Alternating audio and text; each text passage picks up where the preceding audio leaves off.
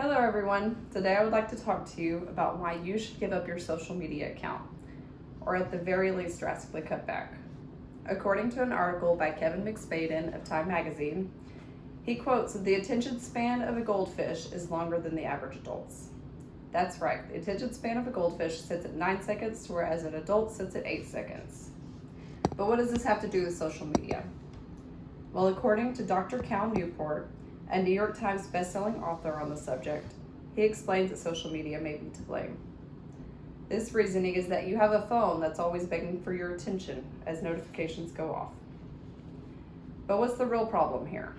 Is social media really that big of an issue? Well, social media may be altering your brain for the worse. In an article titled, "Does Social Media Make People Happier?" the authors state, in the last 5 years, several news outlets have cited psychological studies suggesting that social media may increase depression, anxiety, dissatisfaction, jealousy, negative body image, and loneliness. But where's the real proof? Well, in a survey in an article titled "Social Media Use and Depression and Anxiety Symptoms," 1,730 young adults aged 19 to 32 were asked how often they use social media, then how much. From there, they were put into 5 categories. The category that used social media the most, 60 minutes or more a day, was analyzed for depression and anxiety symptoms.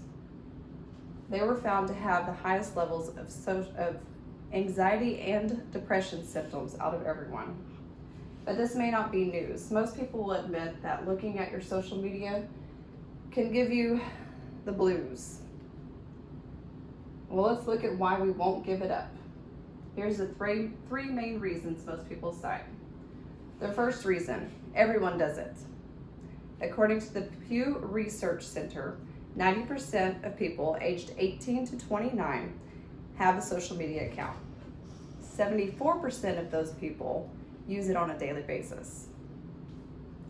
The second reason we don't give it up, according to Dr. Newport, the author of a book called Digital Minimalism, we're afraid that we will be forgotten or overlooked. He quotes, "People won't know who I am. People won't be able to find me. Opportunities won't come my way, and I will effectively disappear from the economy." Many people fear that they'll miss out on opportunities and somehow they'll be overlooked for jobs. But employers aren't looking on Facebook. Many MLM companies are.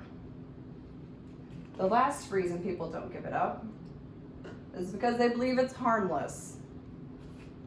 But on top of anxiety and depression, Dr. Newport explains that it's addictive and permanently altering our capacity for concentration.